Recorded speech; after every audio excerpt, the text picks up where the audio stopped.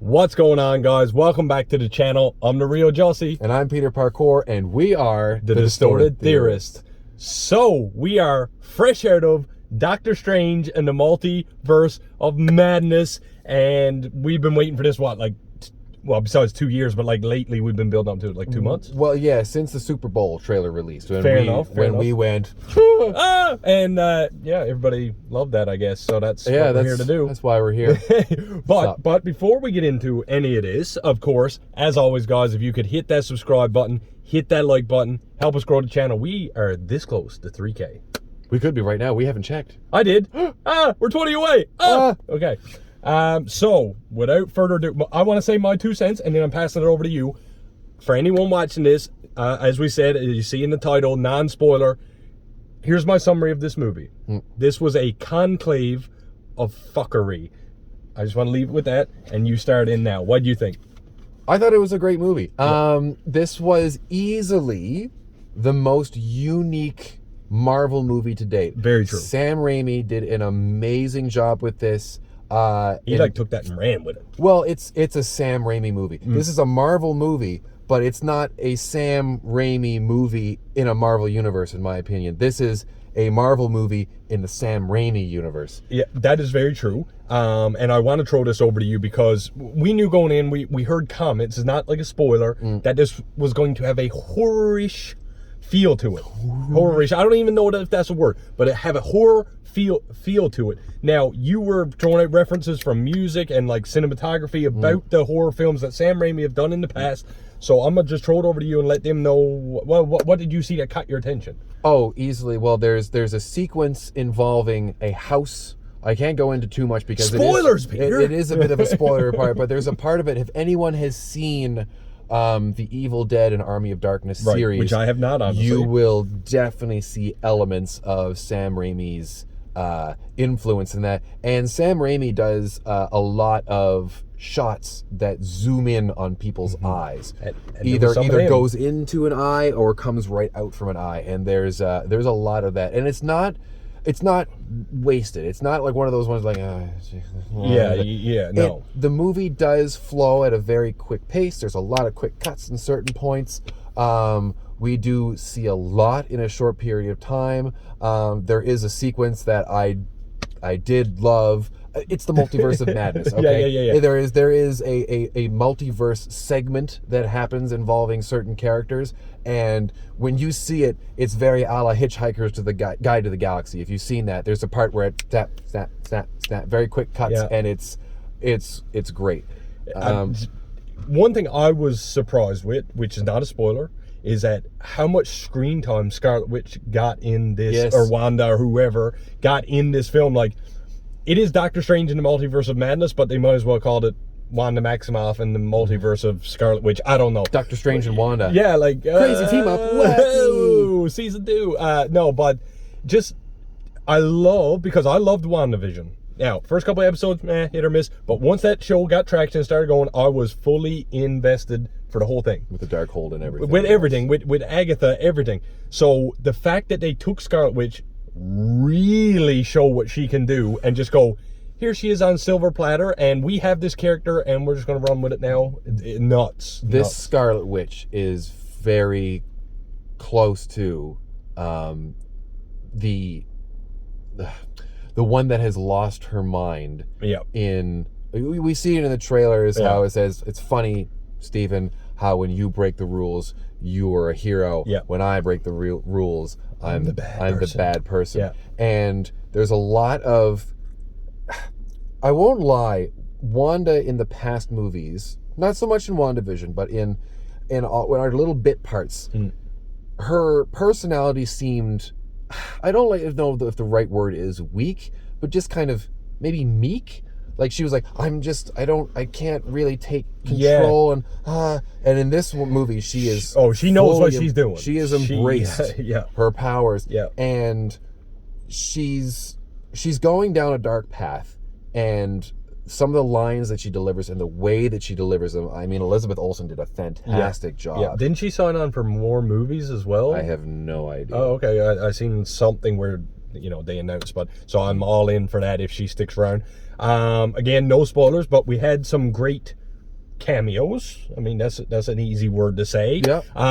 And from around the MCU. From around the MCU.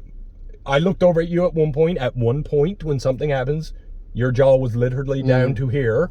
I was basically going, and it was having fun with it. No, all jokes aside, I looked over at Pete. Two of us were like mini grabbing each other because we were sat next to each other. And you'll know what it is. Yeah. When you and the thing is, cameos that we do see in the film, you got to go see it and see it. There's nothing more I can say with that without spoiling anything. But you're gonna have the same expression Peter had when I looked over at him, and I had to basically do one of those. Yeah. So. And Benjamin Cucumber, he did an amazing job. Yep. He did and again, we know that his Doctor Strange. He had a few roles in this movie. He did, and he played them well. Yeah. He is such a versatile actor that I don't like. Again, we're trying not to spoil anything. He's got acting chops because he's a Shakespearean. Yeah, he's a stagehand as well, right? Yeah. But that's like Tom Hiddleston, Loki. Like, there's a reason that Loki is so compelling. And we just said that in one of our other videos. Yeah, that he's so versatile. He's able to flip flop and through, and he's just engaging. And that's the thing with Benedict Cumberbatch, is that he's so good. Oh, I actually said his real name. Oh, yeah. But he does such a good job at what he does. I mean, like. Is he the best casting for Doctor Strange? No, but is he great in what he does as Doctor Strange? Absolutely. Yeah, fair enough. There could be. Although now I can't picture anyone who could be Doctor Strange. No, there could be other people out there that could be better at being Doctor Strange. I'm sure, and there maybe not. But like RDJ, Tony Stark, no one else could be him at this point. After seeing, Benedict, I'm trying to come up with funny names for him. Yeah, no, it is. Go ahead. But Born Fluffle Cornpipe, he does such a good job at just being Doctor Strange. And you're right, I can't really see anyone else doing it now, but there could have been. But he does a fantastic job. And there's actually people I thought I would see in this movie that I did not see in this movie, which basically means that whatever you think this movie is going to be when you're about to go see it, I can guarantee you got no idea, because we've been hyped up for one thing for, say, a month. Then the trailers release stuff, which I won't even talk about in case you didn't see them. And then our thoughts change dramatically on what we thought we were going to see. And then we go and see it, and here we are sat in the car and can't even basically form words, because that's basically where we're at. And we got swerved a lot. One other thing that I do want to mention is the music in the film. I always like to talk about the sound and everything in the movie. And when it comes to Marvel, I mean, you're going to get explosions. Things go on. But the music in the movie was very compelling. I'm not sure exactly, because I haven't looked it up. It sounded very much like Danny Elfman. So if you're familiar with any of his stuff from the old Michael Keaton Batman movies, or Tim Burton stuff, it's very and again, it's very Sam Raimi. There's lots of horns. I was going to say, they also lean on the violins and the harps, and they make that and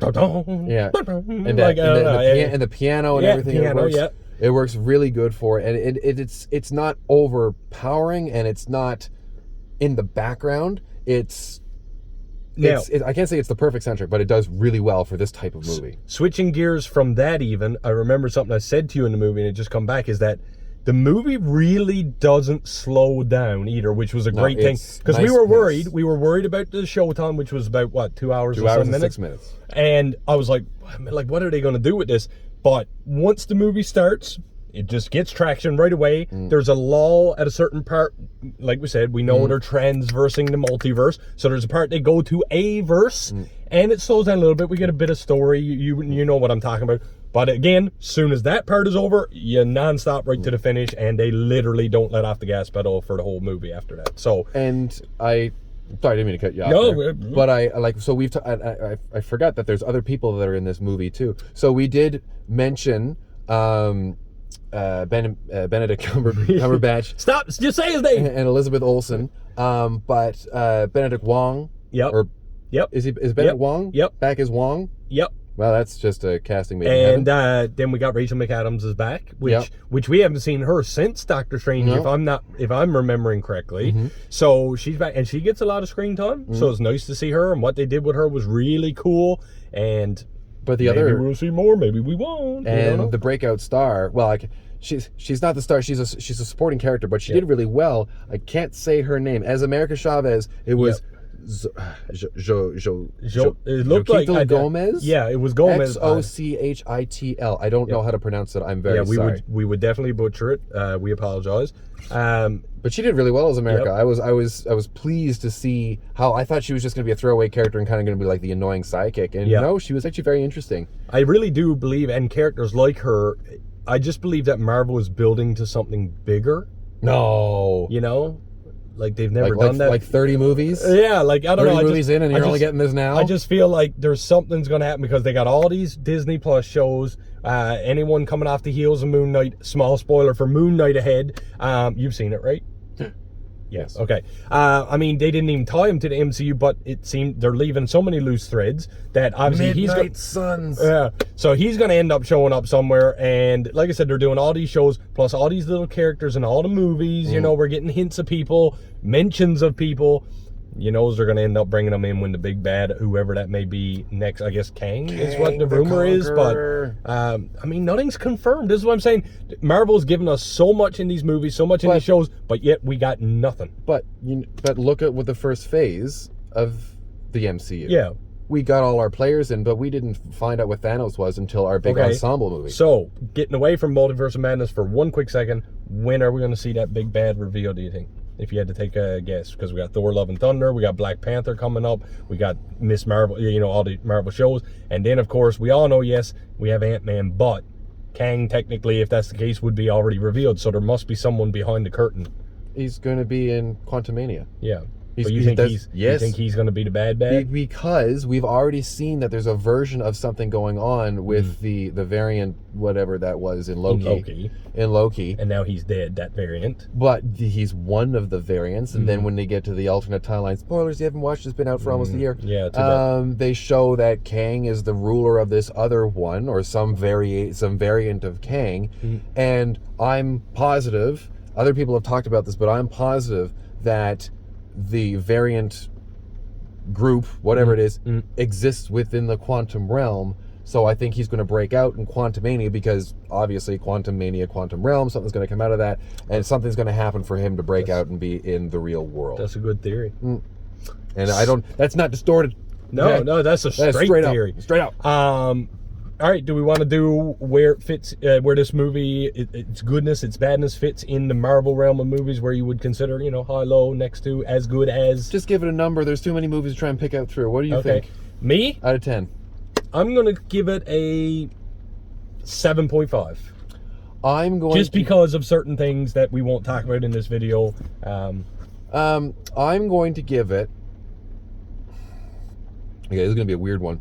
I'm going to give it an 8.2. Okay. Simply because of reasons that you and I have already discussed. Correct. Yep. But for Sam Raimi's first, hopefully not last, jaunt into the Marvel universe. Yep, agree. And for creating what I would consider to be the most unique Marvel movie that didn't stop. It's by a long shot, it's not the best Marvel movie. I'm going to go ahead and say that. But it's worth the admission. The price of admission. You gotta go see it. There's no issue about it. It's Marvel doing Marvel. No matter if this was, I don't know. Marvel can't make a bad movie, so you're not going to go and see a bad movie. It's all about what you take away from this movie and how much you think this impacts previous and future Marvel Cinematic Universe films. So. We saw it in 3D.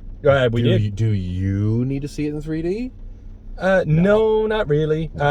Some of the multiverse stuff was really cool in 3D, but you can do yourself a favor if you want us to be honest. I guess do yourself a favor and probably just grab that general admission. So it was good in IMAX. If it's in IMAX for sure. Go see an IMAX. If it's not, you'll do just fine on the regular screen. You'll do yourself justice. Are you happy with that? Are you ready now? I guess we're barreling forward. The next movie would be Thor: Love and Thunder.